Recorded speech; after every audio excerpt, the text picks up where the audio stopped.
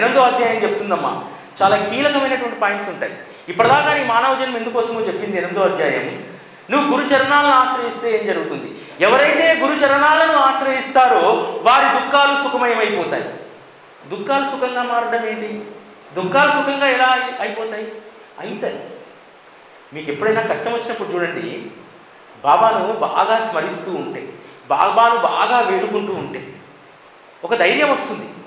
ఖచ్చితంగా బాబా ఇందులో నుంచి నన్ను తీసి బయటేస్తాడు అనేటువంటి ధైర్యం వచ్చి నీకు ముందర ఉన్నటువంటి కష్టం అది పెద్ద కష్టంగా కనిపించదు. నిన్నటిదాకా చాలా పెద్ద కష్టంగా కనిపిస్తుంది. ఎప్పుడైతే బాబా ఉన్నారు, ఆయన అందులో నుంచి బయటపడేస్తారనే విశ్వాసం వచ్చిన తర్వాత ఆ దుఃఖాన్ని మర్చిపోతావు. ఆ దుఃఖాన్ని కూడా సుఖంగా అనుభవిస్తావు. అది గురుచరణాలు ఆశ్రయించినటువంటి వాళ్ళలో ఉన్నటువంటి గొప్ప లక్షణం. కాకాసాహెబ్ దీక్షిత్ బిడ్డ వత్సలి మరణిస్తుంది, అకారణంగా మరణిస్తుంది. అంతకంటే ముందేమో విల్లేపార్లేలో అటుకు మీద ఉన్నటువంటి బొమ్మలు తీస్తుంటే మీద పెద్ద బీరువా పడిపోతే బాబా ఆపుతాడు. కానీ షిరిడీకి వచ్చిన తర్వాత వత్సలి అకారణంగా చనిపోతుంది. కానీ కాకాసాహెబ్ దీక్షిత్ బాబాను అడగలేదు. నేను వచ్చి అన్నీ వదులుకొని వచ్చి షిరిడీలో ఉంటే నువ్వు నా బిడ్డ ఏకైక కుమార్తె ఎంతో ప్రేమగా చూసుకుంటాడు, ఆ బిడ్డ ప్రాణాలు తీస్తామని చెప్పి బాబాను అడగలేదు. అంగీకరించాడు. యాక్సెప్టెన్సీ. ఆమె యొక్క అంత్యక్రియలు అయిపోయిన తర్వాత యథావిధిగా సాయంత్రం పూట తను నిత్య నియమంగా పారాయణ చేయాల్సినటువంటి పుస్తకాన్ని పట్టుకొని బాబా దగ్గరికి వెళ్తాడు. వెళ్తే బాబా ముందు ఒక్క మాట మాట్లాడు. నిత్య నియమంగా వచ్చి మళ్ళీ వాడాలో కూర్చొని పారాయణ చేస్తూ ఉంటాడు. అంటే కష్టాన్ని కూడా యాక్సెప్ట్ చేసేటువంటి స్థితిని మనం తెచ్చుకోవాలి. ఈరోజు ఎందుకమ్మా ఎక్కువ మంది బలవన్మరణాలు ఎందుకు జరుగుతున్నాయి? ఎక్కువ మంది ఎందుకు మానసిక రోగాలకు అదైపోతున్నారు? ఎందుకు చాలామంది కృంగిపోయి చాలా చిన్న వయసులోనే ఎందుకు మరణిస్తున్నారు? మనకు వచ్చేటువంటి కష్టాన్ని మనం యాక్సెప్ట్ చేయకపోవడం వల్ల. బాబా మార్గంలో శ్రీ సాయి సచ్చరిత యాక్సెప్టెన్సీని నేర్పిస్తుంది, అంగీకరించేటువంటి తత్వాన్ని బోధిస్తుంది. సచ్చరిత ఏ యాగము చేయమందమ్మా, ఏ తపస్సు చేయమందు, నీ జీవితానికి కావలసినటువంటి మౌలిక విషయాలను శ్రీ సాయి సచ్చరిత నేర్పిస్తుంది. శ్రీ సాయి సచ్చరిత ఒక చరిత్ర కాదమ్మా. ఇది చరిత్ర కాదు, చెరగని జీవన పాఠం. పడిలేసే అలల బ్రతుకులకు గెలుపు ఆటను నేర్పే ప్రాంగణం. గెలుపు ఆటను నేర్పిస్తుంది. ఈ గెలుపు ఆటను ఎలా ఆడాలో సచ్చరిత నేర్పిస్తుంది. కేవలం సచ్చరిత దానాలు, ధర్మాలు, యాగాలు ఇవి చెప్పలేదు. నీ జీవితానికి కావలసినటువంటి చెప్తుంది. 8వ అధ్యాయం చెప్పేది అదేమ్మా, గెలుపు ఆటను నేర్చుకోమంటుంది. ఒక క్రీడాకారుడు, కబడ్డీ క్రీడాకారుడు, ఇంకో క్రీడాకారుడు ఒకసారి ఓడిపోతాడు. ఎవ్వడు కూడా వరుసగా కప్పులు కొట్టుకురారు. క్రికెట్లో కానీ, కబడ్డీలో కానీ, చెస్లో కానీ. ఒక్కొక్కసారికి ఒక్కొక్క అవకాశం వస్తుంది. ఎప్పుడు వస్తుంది? ఓడిపోయినప్పుడే ఆ ఆట పైన మరింత దృష్టిని పెట్టి మళ్ళీ ఎలా గెలవాలనేటువంటి దాన్ని నేర్చుకుంటాడు. శ్రీ సాయి సచ్చరిత కూడా అంతే. ఓడిపోయినటువంటి మన బ్రతుకులకు గెలుపు ఆటను నేర్పిస్తుంది శ్రీ సాయి సచ్చరిత. శ్రీ సాయి సచ్చరిత అంత ఉపయోగపడుతుంది మనకు. కాబట్టి 8వ అధ్యాయం మన జీవితాలకు ఎంత గొప్ప భరోసాని ఇస్తుందంటే అంత గొప్ప భరోసాని ఇస్తుంది. 9వ అధ్యాయం చాలా అపురూపమైనటువంటిది. అది ఎంత అపురూపమైనటువంటిదంటే ఇక్కడ కూడా అద్భుతమైనటువంటి పాఠం ఉంటుంది. మనం చాలామంది బాబా చెప్పినటువంటి విధంగా ఉండకపోతే ఏం జరుగుతుంది?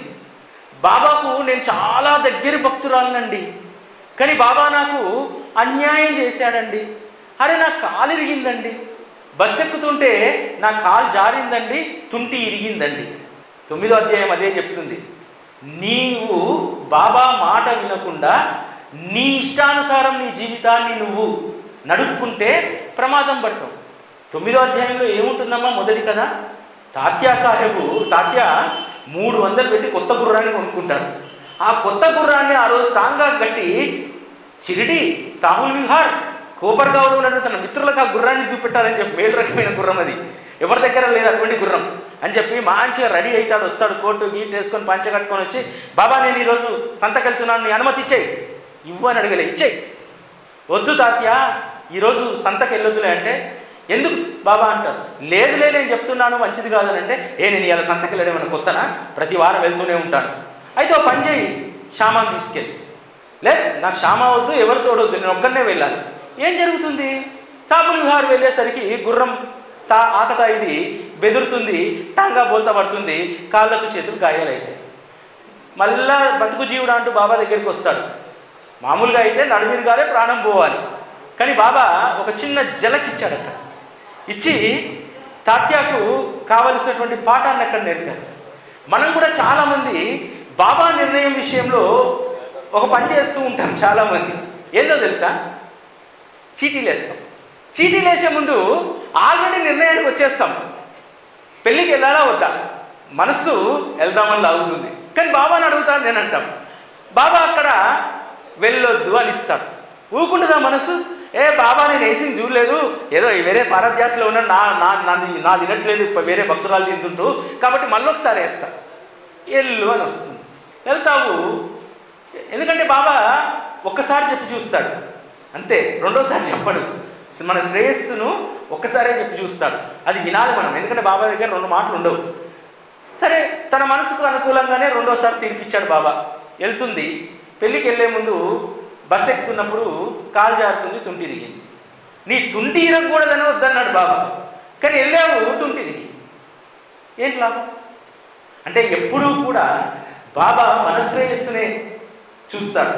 మీకు ఇదే అధ్యాయంలో కథ ఉంటుంది. ఒక ఆంగ్లేయ దేశస్థుడు నానాసాహెబ్ చందోర్కర్ తోటి సిఫార్సు లేక మాధవరావు దేశపాండేకి రాసుకొని వస్తారు బాబా దర్శనంగా. బాబా 4 రోజులైనా మసీద్ మెట్లు ఎక్కనియడు. అతని కోరిక ఏం లేదు. బాబా గొప్ప మహాత్ముడు. ఆంగ్లేయులకు ఆ రోజు మహాత్ముల పైన చాలామందికి భక్తి ఉండేది. ద్వారకామయిలోకి వెళ్ళి మోకాళ్ళ మీద కూర్చొని బాబా యొక్క హస్తాన్ని ముద్దు పెట్టుకోవాలి, అదే అతని కోరిక. 4 రోజులైనా ఏం ప్రయోజనం లేదు, బాబా రానియట్లేదు. ఇంకా 5వ రోజు నేను వెళ్తున్నాను అని అంటే బాబా అంటాడు ఇంకొక రోజు ఉండు అని అంటాడు. దాని అర్థం ఏమిటంటే తనకి ఏదో అనుభవం ఇవ్వదలుచుకుంటూ 5వ రోజు ఖచ్చితంగా ద్వారకామయిలోకి వచ్చి తన హస్తాన్ని ముద్దాడేటువంటి అవకాశం ఇచ్చేవాడు బాబా.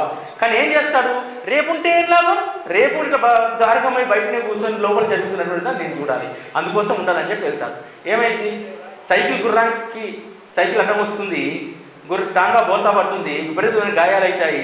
2 రోజులు కోపర్గావులు ఉండి తర్వాత వెళ్తాడు ముంబైకి. అంటే బాబా చెప్పినట్టు మనకు వినకపోతే చాలా సందర్భాల్లో చాలామంది చెప్తూ ఉంటారు. నాకు కూడా, సార్ నేను సాటి సాయి భక్తురాలని చెప్పి నమ్మి 2 లక్షలు ఇచ్చాను సార్, డబ్బులు ఇవ్వట్లేదు.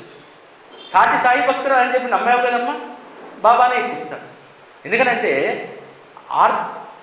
ఆధ్యాత్మిక మార్గంలో ఆర్థిక సంబంధాలు ఉండకూడదమ్మా. ఇది బాగా గుర్తుపెట్టుకోండి. ఆధ్యాత్మిక మార్గంలో ఆర్థిక సంబంధాలు ఉండకూడదు, కేవలం ప్రేమ సంబంధం మాత్రమే ఉండాలి. చాలామందికి డౌట్ రావచ్చు, మరి బాబా ఆ రోజు వచ్చినటువంటి వాళ్ళు అందరినీ డబ్బు అడిగేవారు కదా, ఎందుకు అడిగేటువంటి వారు? బాబా క్లారిటీ ఉంది బాబాకు, ఎవడైతే భగవంతుడికి బాకీ ఉన్నాడో వాడిని నుంచి మాత్రమే నేను దక్షిణ తీసుకుంటానన్నాను. అది మన విషయానికి మనం దాన్ని ఆర్థిక అంశాలను మనం అప్లికబుల్ చేసుకోకూడదు ఖచ్చితంగా. ఎందుకంటే వ్యాపారమే చేయాలి, బాబా మార్గమే. వ్యాపారం విషయంలో డబ్బు విషయంలో అంతే నిక్కచ్చిగా ఉండాలి, ఆధ్యాత్మిక మార్గంలో అంతే కమిట్మెంట్ తోటి ఉండాలి. రెండింటినీ కలపకూడదు అనేటువంటి ఫార్ములా మనము ఇక్కడ నేర్చుకోవాలి. తర్వాత ఇదే అధ్యాయంలో మనకు అద్భుతమైనటువంటి బోధ ఉంటుంది. తనకు ఎవరైతే ప్రేమతో నివేదన చేస్తారో వారి ఇంటికి ప్రతిరోజు బాబా వెళ్తాడు. తర్కడ్ కుటుంబానికి సంబంధించినటువంటి లీల ఎంత అద్భుతంగా ఇక్కడ ఉంటుందంటే, తర్కడ్ భార్య సీతాదేవి తర్కడు, కొడుకు జ్యోతేంద్ర తర్కడ్ ఇద్దరు కూడా షిరిడి వెళ్ళాలనుకుంటారు. షిరిడి వెళ్ళాలన్నప్పుడు భర్త ఆత్మారాం తర్కడ్కు ఒక వినతి చేస్తారు. పదే అడుగుతారు, నువ్వు ఆ పని చేస్తానంటే మేము షిరిడిలో ప్రశాంతంగా ఉంటాం. ఎందుకంటే తర్కడు ప్రార్థనా సమాజానికి సంబంధించినటువంటి వారు, విగ్రహారాధన ఫోటోల ఆరాధన చేయరు ప్రార్థనా సమాజం వాళ్ళు.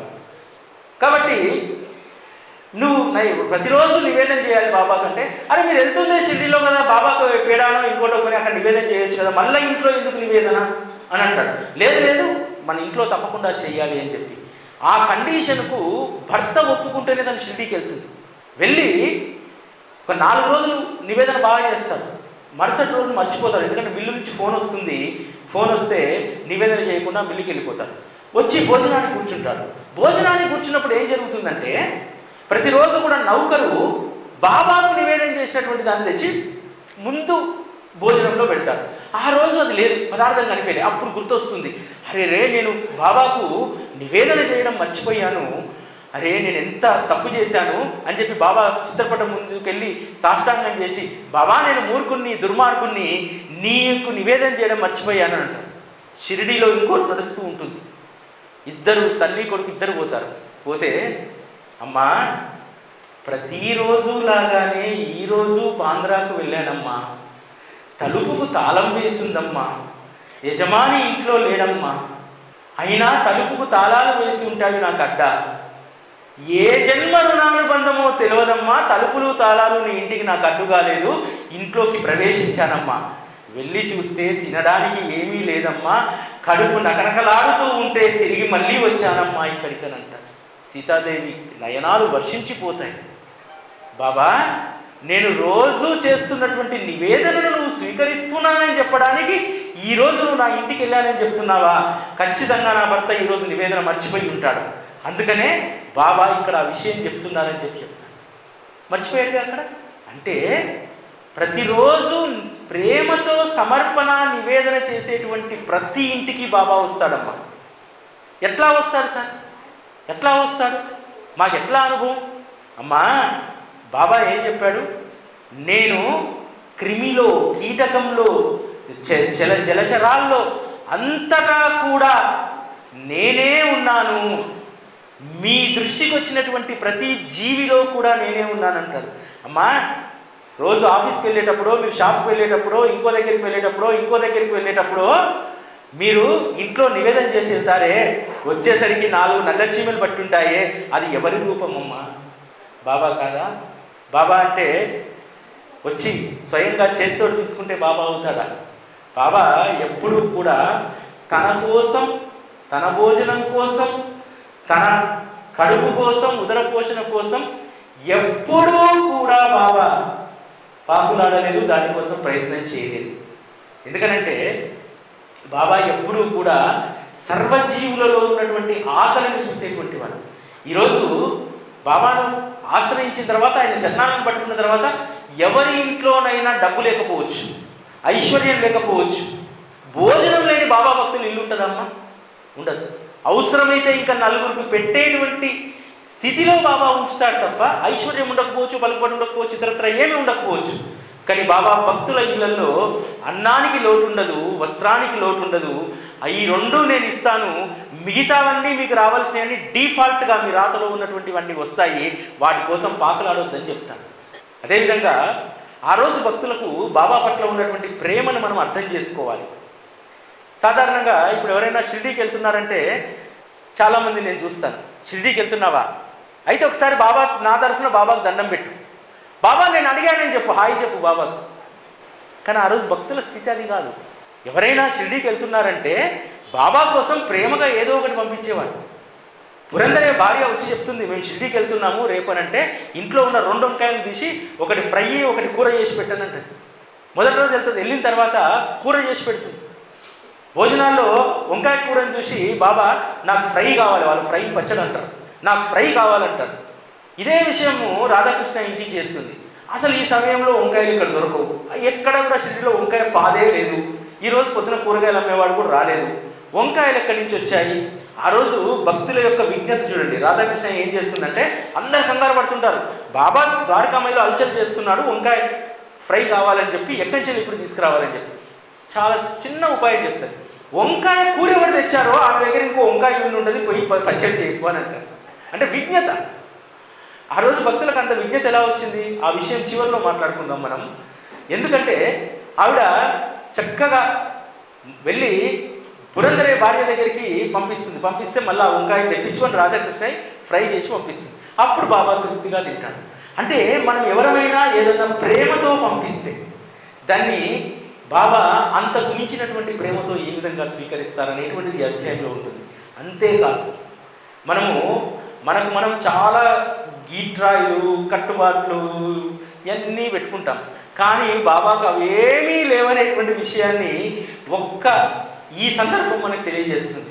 ఒకతను బాంద్రా నుంచి తన తండ్రి యొక్క శ్రాద్ధ కర్మలు చేయడానికి బాలారాం అనేటువంటి వ్యక్తి నాసిక్కి వెళ్తాడు. వెళ్ళి రిటర్న్లో షిరిడీకి వెళ్తా అంటాడు. ఆ మాట వినగానే వెంటనే బాబా కోసం ఏదో ఒకటి పంపించాలి. సీతాదేవి తరకడు ఇల్లు అంతా వెతుకుతుంది, ఏమీ లేదు ఇంట్లో. కానీ దేవుని దగ్గర ఆల్రెడీ నివేదించినటువంటి పేడ ఉంది. ఇది బాబాకి ఇవ్వు అని అంటుంది. సరే అని చెప్పి మొత్తం యాత్ర ముగించుకొని వెళ్తాడు. 2 రోజులు అవుతుంది, అయినా సరే బాబాకు ఆ పేడ ముక్క ఇవ్వడు. బాబాకు అసహనం వచ్చేస్తుంది, ఎందుకంటే ప్రేమతో పంపించింది ఖచ్చితంగా ఆయన స్వీకరించాలి. అరే నాయన, నువ్వు ఇంటి నుంచి వచ్చేటప్పుడు ఆ తల్లి నీకు ఏమీ ఇవ్వలేదా? నా కోసం ఇచ్చినటువంటి దాన్ని నాకు ఇవ్వకుండా ఎందుకు నన్ను ఇబ్బంది పెడుతున్నావు అంటాడు. అప్పుడు గుర్తొస్తుంది బాలరామునికి. వెళ్ళి ఆ పేడాన్ని తీసుకొచ్చి బాబాకి ఇస్తే చేతిలో పెడగానే గుట్టుకుమని ముందుతాడు. ఇక్కడ 2 విషయాలు. ఒకటి, నివేదించినటువంటి పేడ అంటే ఆల్రెడీ ఎంగిలైంది, భగవంతుడు ఎంగిలి చేశాడు. ఎంగిలి పేడను మనం భగవంతునికి సమర్పించవచ్చా? భగవంతుని నువ్వు ప్రేమతో సమర్పిస్తే ఏదైనా తీసుకుంటాడు. రెండవది, ఏ వ్యక్తి ఎక్కడికి పోయాడు? ఆ వ్యక్తి సూతకంలో ఉన్నాడు. తండ్రి యొక్క శాంతకర్మలు చేయడానికి నాసికి వెళ్ళాడు. అరే అంటూ ముట్టు కదా మరి. అటువంటి వ్యక్తి తెచ్చినా సరే అంటూ ముట్టు మీకేమో కానీ నాకేముండదు, ప్రేమనే ప్రధానం అనేటువంటి దాన్ని బాబా చెప్తాను. ఇంత అద్భుతంగా ఇంత మధురంగా ఉంటాయి బాబా యొక్క కథలు. ఆ కథలను వింటున్నప్పుడు, ఆ కథలను మరలా మననం చేస్తున్నప్పుడు, అమ్మ మీరందరూ కూడా 9వ అధ్యాయము ఒక 10 సార్లు చదువుకుంటారు, 20 సార్లు చదువుకుంటారు. అయినా సరే చదివినప్పుడల్లా సరే బాబా పైన ప్రేమ పెరుగుతుంది. అరే బాబా ప్రేమగా పంపిస్తే దేనైనా స్వీకరిస్తారని చెప్పి. ఇక్కడ ఇంకొక విషయం ఉంది. నీకు ఎవరైనా బాబా పనిని దేనైనా అప్పగిస్తే, బాబాకు సంబంధించి ఏదైనా బాధ్యత నీకు అప్పగిస్తే నువ్వు ఏమనపాటుతో ఉండకూడదనేటువంటి పాఠం కూడా ఇక్కడ మనం నేర్పిస్తాను. నేను షిరిడీ వెళ్తున్నప్పుడు చాలామంది బాబా హుండీలో 11 రూపాయలు వేయండి, 100 రూపాయలు వేయండి అని ఇస్తారు. నేను తీసుకోను. ఎందుకనంటే అక్కడ పోయిన తర్వాత అనేక రకాలైనటువంటి హడావుల్లో, నా బాధలో, నా దాంట్లో, నా పనిలో నేను ఉంటాను, వేయను. ఎందుకంటే ఒక్కసారి ఒక పనిని ఒప్పుకుంటే దాన్ని నువ్వు తూచా తప్పకుండా చేస్తే నా బాధ్యతను తీసుకోవాలి. అంతే తప్ప మోమాటానికి ఏది బాబాకు సంబంధించినటువంటి పనిని మనం ఒప్పుకోకూడదు. చాలామంది ఏదన్నా, ఇక్కడ కూడా అందరికీ అనుభవం అయ్యే ఉంటుంది గుడి మేనేజ్మెంట్కు, ఏదైనా కార్యం చేస్తున్నప్పుడు ఒక 5-6 వచ్చి ఆరంభ శూరత్వాన్ని చూపెడతారు. 3వ రోజు కనిపించారు ఆ మనుషులు. ఎందుకనంటే ప్రాక్టికల్లో చాలా సమస్యలు ఉంటాయి. వాటన్నింటినీ ముందు నువ్వు అంచనా వేసుకొని, అవగాహన వేసుకొని అప్పుడు నువ్వు కార్యంలోకి దిగాలి తప్ప ఆరంభ శూరత్వం బాబా మార్గంలో పనికిరాదు. ఇవన్నీ కూడా చాలా ప్రధానమైనటువంటి విషయాలు. అంతేకాదు బాబా భిక్ష ఎందుకు చేసేవారు? ఈరోజు మనము బాబా పేరు మీద నలుగురికి భోజనం ఎందుకు పెడుతున్నాం? ఏమిటి ప్రయోజనం? ప్రయోజనం లేకపోతే మనం ఏ పని చేయం. ఆ ప్రయోజనాన్ని కూడా సచరిత చెప్తుంది. బాబా షిరిడీ జనులకు వాళ్ళకి తెలియకుండానే అద్భుతమైనటువంటి అతిథి యజ్ఞాన్ని చేయించేవారు. ఎందుకంటే పంచశూల మహాపాపాలని చెప్పి మనం విసురుతున్నప్పుడు, దంచుతున్నప్పుడు, స్నానం చేస్తున్నప్పుడు అనేక జీవులు చనిపోతాయి. సాధారణంగా శాస్త్రం ఏం చెప్తుందంటే ఈ పాపాలన్నింటినీ నువ్వు తొలగించుకోవాలంటే పంచమహాయజ్ఞాలు చేయాలి. సాధ్యమవుతుందా ఇప్పుడు? ఆ పంచమహాయజ్ఞాలతో సమానమైనటువంటిది అతిథి యజ్ఞం. అందుకనే బాబా మనకు అత్యంత సులువైనటువంటి దాన్ని మనం ఈజీగా ఆచరణలో పెట్టేటువంటి దాన్ని మనకి ఇక్కడ బోధించారు. ఎంత ఈజీ కదా! పంచమహాయజ్ఞాలు చేయాలంటే ఈరోజు సమయం ఉందా? డబ్బు ఉందా? ఋత్వికులు దొరుకుతారా? అంత సమయం నువ్వు వెచ్చించగలుగుతావా? ఇవేమీ లేకుండా వెరీ సింపుల్ అతిథి యజ్ఞం చేయి, నువ్వు చేసినటువంటి పంచశూల మహాపాపాలన్నీ పోతాయి.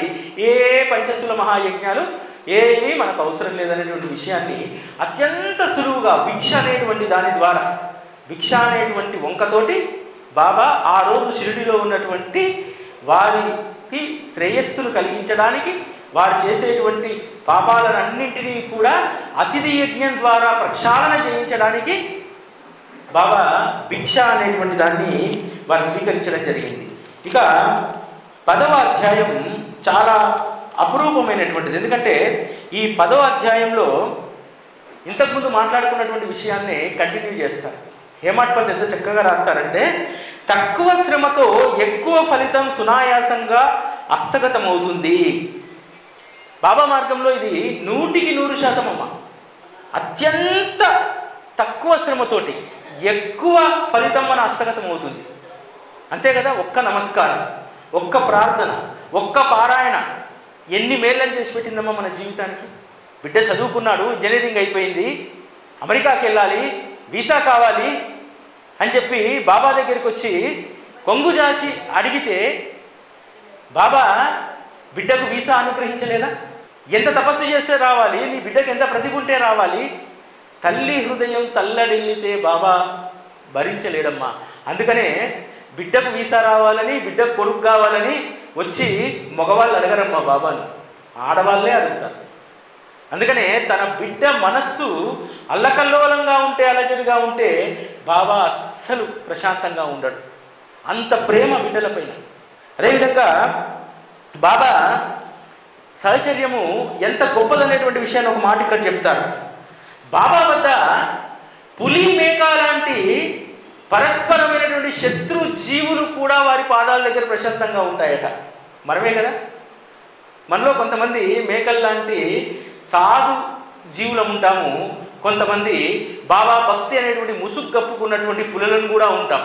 కానీ బాబా ఏం చేస్తాడు, ఆయన పాదాల దగ్గరికి వచ్చిన తర్వాత రెండూ కూడా కలిసిపోయేలాగా అవసరమైతే ఆ పులి యొక్క క్రూరత్వాన్ని తీసివేసి, దాని సహజ స్థితిని పూర్తిగా తీసివేసి దాన్ని కూడా సాధుజీవులుగా చేస్తారు. మీకు బాబా మార్గంలో చాలామందిని మీరు చూసుంటారు. నేను చూసినటువంటి అనుభవం మీకు చెప్తాను. ఒక మాస్టర్ గారు ఉండేవారు. బాబా మార్గంలోకి రాకముందు మ్యాథ్స్ మాస్టర్లు ఎట్లుంటారు, విపరీతమైనటువంటి కోపం. ఎవడైనా లెక్కలు సరిగ్గా చేయకపోతే వంగబెట్టి కర్రతో 4 దెబ్బలు వేస్తారు వాతలు వచ్చేలాగా.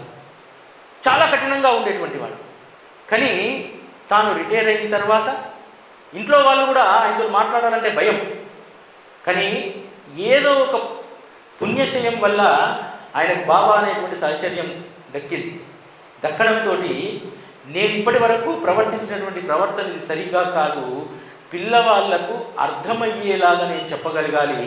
లోపం నాలోనే ఉంది, నా ఆవేశము నా కోపమే ఆ పిల్లవాళ్లకు విద్య అవ్వకుండా చేస్తుంది. ఎందుకంటే మాస్టర్ను చూస్తే ప్రేమ కలగాలి, ఏదైనా తప్పు చేస్తే ఏదైనా రాకపోతే అడిగేటువంటి స్వేచ్ఛ ఉండాలి. ఆ స్వేచ్ఛ, ఈ ఆగ్రహం అనేటువంటి ఆ ప్రవర్తనతోటి పిల్లవారిలో ఎవరికి కూడా అడిగేటువంటి ధైర్యం లేదు. కానీ మాస్టర్ మారిన తర్వాత పిల్లలు ఎంత గొప్పగా మ్యాథమెటిక్స్లో ఆ స్కూల్లో వృద్ధిలోకి వచ్చారంటే అంత వృద్ధిలోకి వచ్చారు. అంటే ఎవరినైనా మార్చగలిగేటువంటి చతురత, శక్తి ఒక్క బాబాకు మాత్రమే ఉంటుంది. ఈరోజు బాబా మార్గంలోకి వచ్చినటువంటి కొన్ని కోట్ల మంది మారినటువంటి వాళ్ళే, మారినటువంటి వాళ్ళు ఎవరూ లేరు. మార్పు అనేటువంటిది చాలా సహజం బాబా చరణాల వద్దకు వచ్చిన తర్వాత. కాబట్టి అంత అద్భుతమైనటువంటి బాబా సహచర్యాన్ని మనం పొందిన తర్వాత మనం నిజంగా ధన్యులం. ఎందుకనంటే ఒక అద్భుతమైనటువంటి మాట రాస్తారమ్మా హేమాడ్ పంత్. బాబా యొక్క మనస్సు నవనీతం లాంటిదంటారు. ఏ విధంగా అయితే వెన్నకు కొంచెం వేడి తగలగానే వెన్న ఏ విధంగా కరిగిపోతుందో అంతకంటే మృదువైనటువంటిది బాబా యొక్క హృదయం. మామూలుగా తనకు కష్టం వస్తే, తనకు బాధ కలిగితే వారు తల్లడిల్లుతారు, వాళ్ళు తపించిపోతారు, దహించుకపోతారు. కానీ బాబా అలా కాదు. తన వారికి ఎవరికైనా తాపం తగిలితే ఆయన హృదయం కరిగిపోతుందట. అంతే కదా, మనం ఎవరైనా బాధపడుతుంటే ఆయన హృదయం కరుగుతుంది. ఆయన హృదయం కరిగి మనకు అనుగ్రహం అనేటువంటి కృపాధార మన జీవితంలోకి వస్తుంది. ఎంత అద్భుతమైనటువంటి మాట కదా. ఎవరికైనా సరే వారికి తాపం కలిగితే బాధ కలుగుతుంది. కానీ బాబాకట ఇతరులకు తాపం కలిగితే ఆయన హృదయం కరిగిపోద్దట. అంత నవనీతం లాంటిదట, అంత సున్నితమైందట బాబా యొక్క హృదయం. కాబట్టి బాబా హృదయాన్ని సాధ్యమైనంత వరకు ఇబ్బంది పెట్టకుండా, ఆయనను కష్టపెట్టకుండా మనం చూసుకోవాలి. ఆయన మనల్ని ఎట్లయితే చూస్తున్నాడో మనం కూడా ఆయనను కూడా అంతే భద్రంగా చూసుకోవాలి. ఎందుకంటే నువ్వు చాలా మట్టుకు మనం అందరం కూడా మన జీవితంలో తాపత్రయాలను కొని తెచ్చుకుంటాం. అదేవిధంగా అనేక కష్టాలను మనమే ఎదురు తెచ్చుకుంటాం. ఎదురు తెచ్చుకొని బాబా బాబా అంటాం. అనగానే పాపం నవనీతం లాంటి మెత్తనైనటువంటి హృదయం కరిగిపోతుంది. దాంతో ఏం జరుగుతుంది, నా బిడ్డ శ్రేయస్సు ఎట్లా, నా బిడ్డను ఏ విధంగా నేను కాపాడుకోవాలి అనేటువంటిది ఆయన హృదయం తల్లడిల్లుతూ ఉంటుందట. అంతేకాదు ఇక్కడ ఒక ప్రస్తావన చేస్తారు హేమాడ్ పంత్ ఇదే అధ్యాయంలో 10వ అధ్యాయంలో షిరిడీ జనుల యొక్క ధన్యత్వం గురించి. ఏం చేశారు షిరిడీ జనులు? వారు నిత్య కృత్యాల్లో బాబా స్మరణే ఉంటుంది. వారు దంచుతున్నా, విసురుతున్నా, పొలం పనులు చేసుకుంటున్నా, ఇంటి పనులు చేసుకుంటున్నా, చావిట్లో పని చేసుకుంటున్నా ఎప్పుడూ వారి నోట బాబా స్మరణనే ఉంది. అంతేకాదు పొలాల్లో పనిచేస్తున్నప్పుడు, ఇళ్లల్లో పని చేసుకుంటున్నప్పుడు మధురమైనటువంటి బాబా యొక్క లీలలను వారు రసరమ్యంగా పాడుకుంటారు. నిజంగా వారి యొక్క భక్తి ఎంత గొప్పది! పాటలు రాయాలంటే పాండిత్యం కావాలా, హృదయంలో ప్రేమ ఉండాలి, అదే చాలు అని చెప్పి రాస్తారు. నిజంగా షిర్డీ జనులకు ఏం పాండిత్యం ఉంది బాబా పైన? అంత అద్భుతమైనటువంటి పాటలు పాడుకోవడానికి, రాసుకోవడానికి ఏమీ లేదు. వారిలో ఉన్నటువంటి ప్రేమ అనేటువంటి రసం, ఆ ప్రేమ కరుణ వారిలో అద్భుతమైనటువంటి పాండిత్యాన్ని తెచ్చిపెట్టింది. బాబా యొక్క కీర్తిని వారు రసరమ్యంగా పాటల రూపంలో పాడుకునేటువంటి ఒక అద్భుతమైనటువంటి సందర్భం ఇందులో ఉంటుంది. అంతేకాదు ఈ 10వ అధ్యాయంలో సత్సంగం యొక్క మహిమ గురించి ఇందులో చెప్తారు. ఆ సత్సంగంలోని మహిమ ఎంత గొప్పది! ఎందుకంటే సత్సంగము అది శరీర అభిమానాన్ని తొలగిస్తుంది. సత్సంగం కంటే మరో సాధన లేదు. నిత్యం సత్సంగం చేయండి. ఇతర సాంగత్యాలు దోషపూరితమైనవి. శరీరం అంతటిని నిర్మూలం చేసేది, ఏ దోషాలు లేనిది ఒక్క సత్సంగం మాత్రమే. సత్సంగం శరీరం పైన ప్రీతిని, అభిమానాన్ని తొలగిస్తుంది. ఒక్కసారి దాని పట్ల శ్రద్ధ కలిగితే దాని బలవత్తర శక్తి వల్ల తప్పక సంసారం నుండి విముక్తి కలుగుతుంది. భాగ్యవశాత్తు, అదృష్టంశాత్తు సత్సంగం లభించిందా, ఉపదేశాలు సహజంగా మనమే గ్రహించవచ్చు. ఏ సత్సంగం? శ్రీ సాయి సచ్చరిత అనేటువంటి సత్సంగం మనకు లభిస్తే ఉపాయాలు ఈజీగా దొరికిపోతాయి. మనకు ఏదైనా కష్టం వచ్చినప్పుడు ఆ ఉపాయం నుంచి ఆ కష్టం నుంచి ఏ విధంగా బయటపడాలి, ఈజీగా ఉపాయాలు దొరికేస్తాయి. మనం ఎక్కడికి పరిగెత్తాం. మన చేతిలో ఉన్నటువంటి శ్రీ సాయి సచ్చరిత అనేటువంటి ఈ సత్సంగమే మనల్ని అనేక కష్టాల నుంచి బయటపడేస్తుంది, ఒక మార్గాన్ని చూపెడుతుంది. మనం చాలామంది ఏదైనా కష్టం వచ్చినప్పుడు అగమ్య గోచరంగా అందులో కొట్టుమిట్టాడుతూ ఉంటాం. అలా కొట్టుమిట్టాడుతున్నటువంటి మనందరినీ కూడా శ్రీ సాయి సచ్చరిత మనకు పరిష్కార మార్గాన్ని చూపెడుతుంది. అంత గొప్పది శ్రీ సాయి సచ్చరిత అనేటువంటి సత్సంగం. ఎవరైతే సచ్చరిత అనేటువంటి సత్సంగాన్ని, సచ్చరిత అనేటువంటి శ్రవణాన్ని అంటిపెట్టుకుంటారో వారికి పంచాగ్ని దహన, యజ్ఞ యాగాలు, అష్టాంగ యోగాలు, మంత్రతంత్ర ప్రయోగాలు అవి కేవలం బ్రాహ్మణులకు మాత్రమే సాధ్యం కదా. ఇవేమీ అవసరం లేకుండా కేవలం భవభయాలనేటువంటి వాటి నుంచి బయటపడేసి పరమార్థాన్ని ఒక్క సచ్చరిత మాత్రమే బోధిస్తుంది. ఎందుకంటే విషయ సుఖాల పట్ల ఉన్నటువంటి ఆసక్తి పోవాలంటే మన యొక్క మనస్సు, తనువు శ్రీహరి చరణాల్లో లీనం కావాలి. ఆ శ్రీహరి చరణాల్లో లీనమైనప్పుడు నీ యొక్క భవభయాలు అత్యంత సులువుగా తొలగిపోతాయి. నీకు కష్టం అనేటువంటి నొప్పి ఉండదు, బాధ అనేటువంటి ఆ బాధ కూడా ఏమాత్రం కూడా నేను ఇబ్బంది కలిగించదు. ఎవరైతే గురు చరణాల్లో లీనమవుతామో అటువంటి వారి యొక్క భవభయాలన్నీ కూడా తొలగిపోతాయి.